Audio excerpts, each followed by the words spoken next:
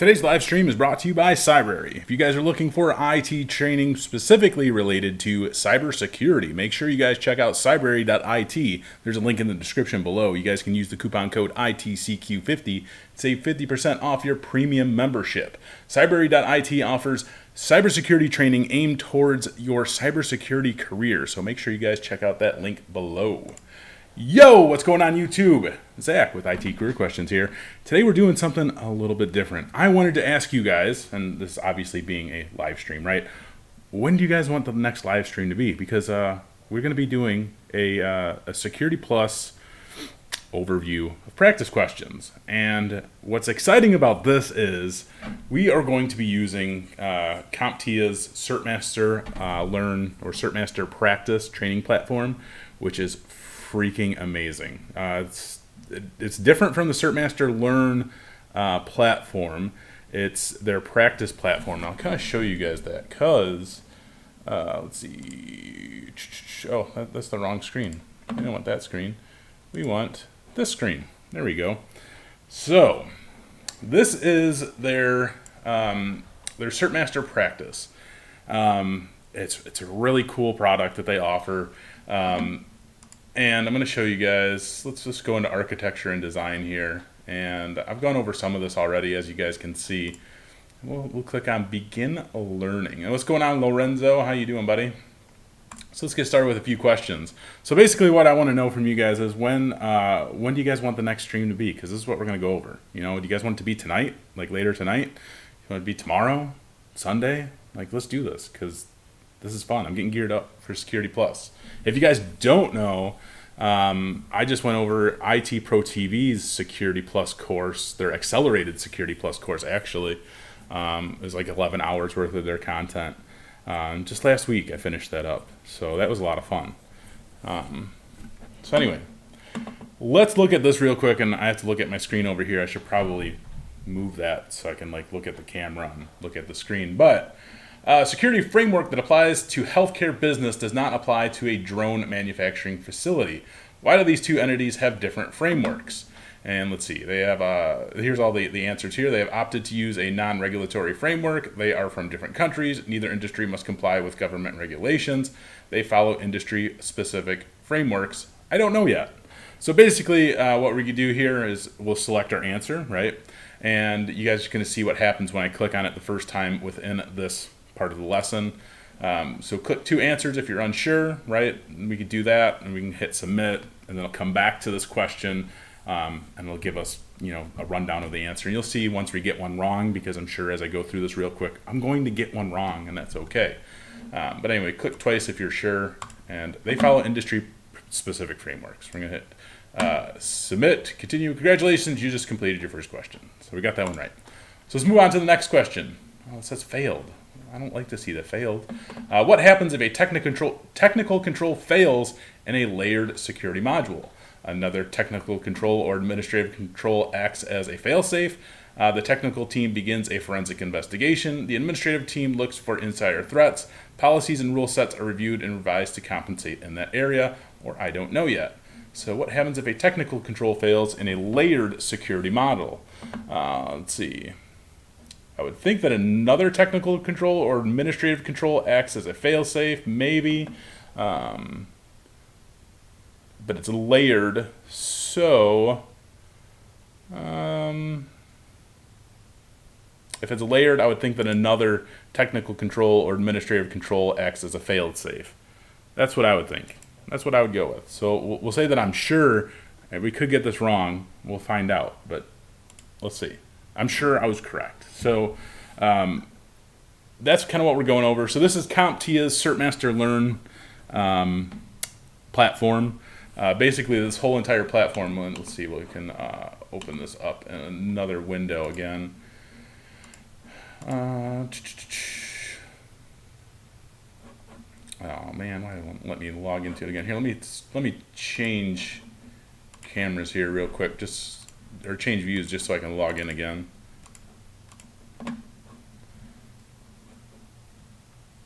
And I can show you guys the main site too while we're at it. So this is the main site.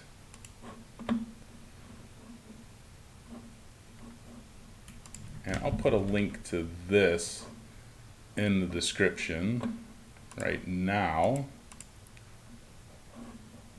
just so you guys can check it out. Actually, you have to give me a minute here. I clicked on some wrong buttons.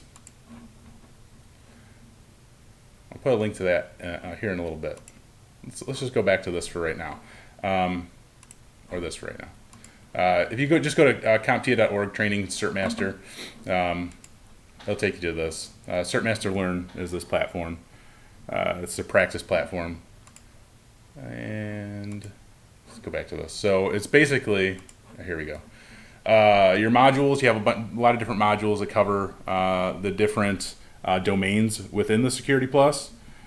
So this is basically what this covers. This is what it covers all the CompTIA objectives here: threats, attacks, and vulnerabilities, technologies and tools, architecture and design, identity and access management, risk management, cryptography, and PKI. So you can see if I go under cryptography and PKI, compare and contrast basic concepts of cryptography, explain cryptography algorithms and their basic characteristics, given a scenario, install and configure wireless security settings, and given a scenario implement public key infrastructure.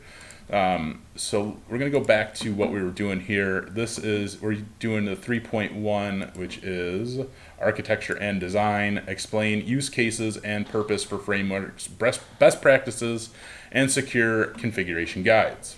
And you can see here it takes about 10 minutes to do. So what are non-regulatory frameworks? Frameworks that are generalized so that they apply to everyone, frameworks that are well vetted but not mandatory, those that are drafted by a group of organizations or industries, frameworks that apply to a specific country. Non-regulatory, those are drafted, let's see. So frameworks that are well vetted but not mandatory would be my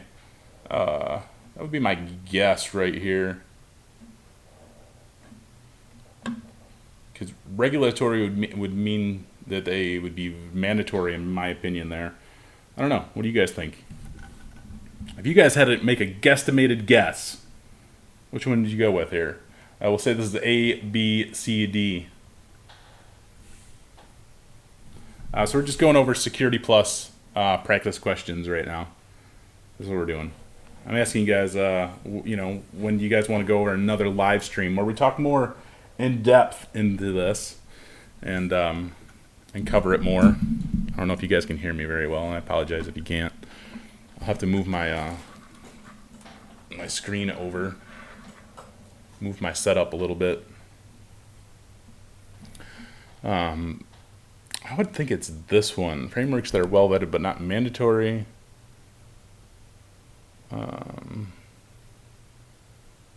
That's what I would think. Let's check it out. We were sure and we were correct. So I know there's a bit of a delay from when I'm saying the question till it gets to you guys, and then it comes back. So we'll try to make it as interactive as possible as we go through this in the future. So this will be the last question that we do. The purpose of this live stream was just to kind of get an idea from you guys. Like, do you guys want to go over this later tonight? Do you guys want to go over this weekend? I would love to do more interactive live streams with you guys where we go over stuff like this, because it's a lot of fun for me, because it helps me learn, and it shows you guys that I don't know everything. I've gone over this material, not this specific material, but I've gone over Security Plus stuff numerous times now, and there's still things that I think, as I'm reading these questions, and being that it's from CompTIA, I think I would say that they probably closely relate a lot of these questions to what's on the exam. Now, they're not going to be specifically what's on the exam, but I'd say that they're closely related. The way that they word things, they really catch you, and you really kind of have to think about it. You really have to look at these questions sometimes and actually think about it before you give an answer. And I mean, so far, I don't think there's anything that stood out, but sometimes, I mean, I've gone through a few of these already, as you guys can see, like this one, the first one. Some of the questions, just the way that they're worded, they catch you. So, which of the following is not an example of a security configuration guide? guidelines for implementing a man-trap device, excuse me, guidelines for network infrastructure devices, guidelines for the Windows operating system, guidelines for application servers. So which of the following is not an example of a security configuration guide? Well, excuse me.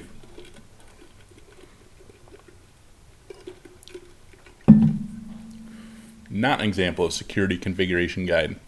So guidelines for implementing a man-trap device, that would be a security. Oop, didn't want to click that. Hang on. That's a security. I mean, man-trap's security related. Network infrastructure devices can be security related. Windows operating systems, I mean, you're probably going to run across something security related there. Guidelines for application servers, you're probably going to run across something there maybe. Not an example of security configuration guide. Not an example. See, so this one catches you. Lorenzo, you're saying D. Megalodon, you're saying C or D. Guidelines for the Windows operating systems or guidelines for application servers. I would think that would maybe be C. If I were to really think about it, because I would think, okay, guidelines for implementing man-trap device. So man-trap, that's a security control. Guidelines for network infrastructure devices. I would think that there's probably, with network infrastructure devices, you could think like maybe IDS or IPSs. So that could be security control. Windows operating systems, I mean, you maybe have security configurations within that. Guidelines for application servers, I would think that you would have more. I would think that you would have more guidelines for security configuration for application servers. But for guidelines for Windows operating system, I don't know. There's always I don't know.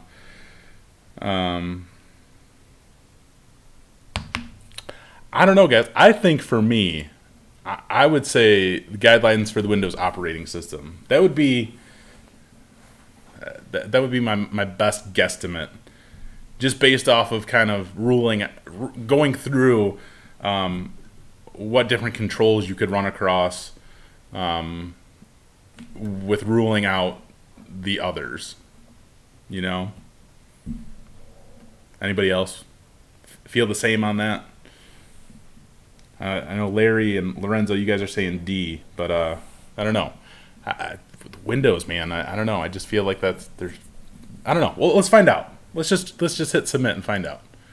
We were incorrect, so I was incorrect. So I'd have to go through this and then find out what that answer was. So now I kind of really want to go through this portion of it and find out. So let's just do that. Let's just go through this and find out why we were wrong on this one. So we're going to have to go through a few more questions to find out why we were wrong. Why does vendor diversity enhance security? It removes the risk. It removes the risk of relying too heavily on a vendor that might go out of business. It alleviates the risk of weakness in a single vendor's security framework. It gives the customer a greater pool of expertise and resource to choose from. It prevents vendor lock-in, which is a significant financial risk. Man.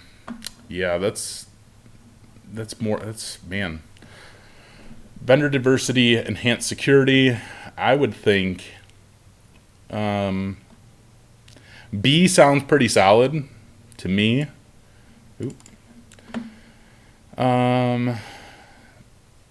C doesn't sound too great.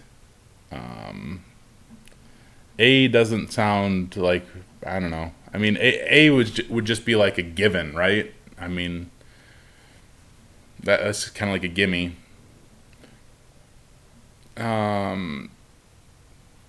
C could be. D falls in line with A, I feel like, right? Prevents vendor lock-in, which is a significant financial risk. That would, I don't know. I feel like it's B.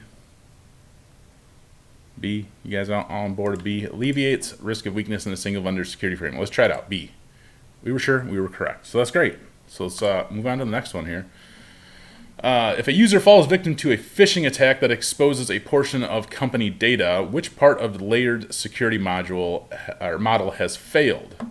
Network firewalls, input validation, user training, or user authentication. So if a user falls victim to a phishing attack that exposes a portion of company data, that would be user training. Yeah? You guys on board with that one?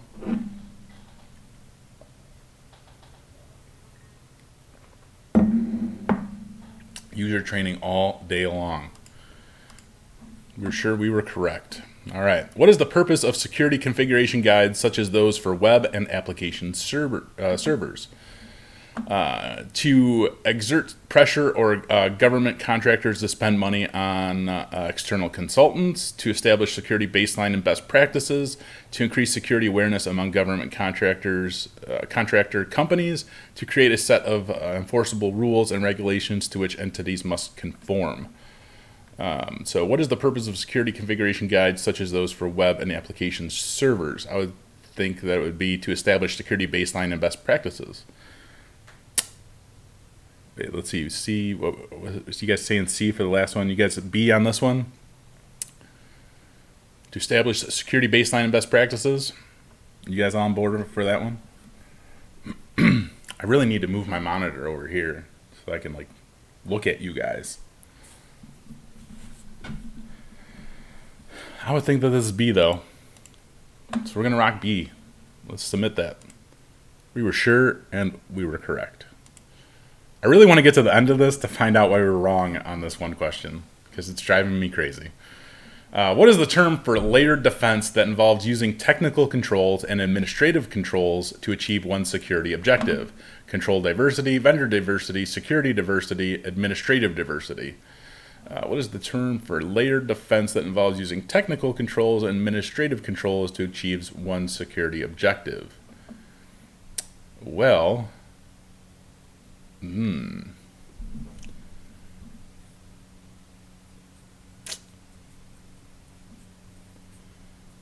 mean, would you think it's as simple as security diversity? I mean, that seems just like it's such a like straight to the point like answer, right? Is it security diversity?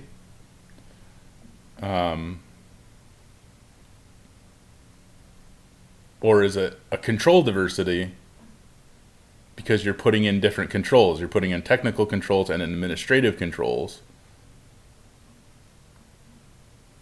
You know what I mean? So you're using multiple controls, so is it control diversity? So Larry and Lorenzo, you guys saying C, security diversity. Megalodon, you're saying C with security diversity. I mean, I could rock the C for you guys and go with like the easy one, and that could be it could be that they just throw you off with those that simple like, oh yes, it's security diversity. See, for me, like I would think it would be control diversity, but I mean I obviously could be wrong. So we could rock the C and see what happens. So we'll rock it. We'll see what happens. All right, so we were sure we were incorrect. Now it says, let's go learn. So once we get to this point, now we'll review the ones that we got wrong. So now we can see, so for this one, which of the following is not an example of security configuration guide? Guidelines for implementing a man-trap device are not applicable to computing infrastructure and software. Okay, that's fair. So again, so this question really makes you think. So out of all of these, the man-trap device was really the one that just doesn't fall in line with the other answers, right? Because guidelines for implementing a man-trap device are not applicable to computing infrastructure and software. Internet Information Services, IIS, and Apache guidelines are common examples of application server guidelines. There are many guidelines for securing Windows servers and workstations. Network infrastructure guidelines are often vendor-specific, but still very common. So guidelines for implementing a man-trap device are not applicable to computing infrastructure and software. All right. That's fair. I could see where they're going with that. I mean, that makes sense. Again, this is where the questions and how they word them, they throw you off. So I'm all right with that. I understand. Now this one, what is the term for layered defense? So the correct answer was control diversity. Control diversity combines technical and administrative controls to maintain a particular security profile. Relying on multiple different types of controls alleviates the risk from one control failing. And then everybody was kind of doing the security. Diversity refers to using a wide range of security measures and generally falls as a subset of administrative and technical controls. So, I mean, that's good to know. I mean, that's cool. I mean, this is what I think I like the most about, utilizing this platform compared to. No, you're not an idiot, man. I don't think anybody's an idiot necessarily. You know what I mean? Like, this stuff, it gets hard because the way that they word them, the way they word these questions sometimes can be difficult. And I think anybody who can be an expert in even like any types of security controls could get confused just by the way things are worded. So, it can be difficult. It's not made to be easy, by any means. So anyway, that's kind of what I wanted to go over quickly with you guys just today in this quick live stream. I would love to go over this maybe more tonight, later on tonight, maybe tomorrow, maybe Sunday, who knows. I'm getting geared up to take the Security Plus again. I don't know when that's going to be yet. I don't even think I'm going to tell you guys when that's going to be. I'm just going to go and take it and see what happens. But I can honestly tell you guys that I am more prepared than I was before. I'm so thankful and happy that I took the Security Plus before and failed. I mean, it was a great learning experience. Even just failing it, right? I'm glad that I got to experience the test-taking process in general. Like, just going into it next time, I know that I'm going to feel even more at ease, right? I'm going to feel more relaxed going into that test-taking facility, and I don't think my nerves will be as high. I'll know what to expect as far as just starting that test-taking process, But even just the studying that I've done, the things that I've learned this time around, going over the material, I just feel so much more comfortable. I feel like I really gained a lot more knowledge studying this time. And the thing, like the last tool that I used, or last thing that I was using was IT Pro TV's accelerated Security Plus course, which was 11 hours. It's an 11-hour course, and it's phenomenal. I think they really laid it out. I think they laid out everything that I needed to know in those 11 hours. Now they have, excuse me, they have a non-accelerated Security Plus course, which is like, I don't know, I think it's double the time. It might be like 24 hours or something like that. But they go even more detail into some of the different technologies and concepts and things that you would need to know. And I think there's some things on that I still want to touch on before I really dig into it. I also have this. This was highly recommended. The Daryl Gibson Security Plus Get Certified, Get Ahead book. So I've gone over, I've gone over a lot of different things in this book. Reading isn't like the best way that I learn. I can't sit down and stay focused entirely. It's not necessarily the best way for me. But when I've been trying to study, like I'll take about a half hour, which is about the most time that I can take reading.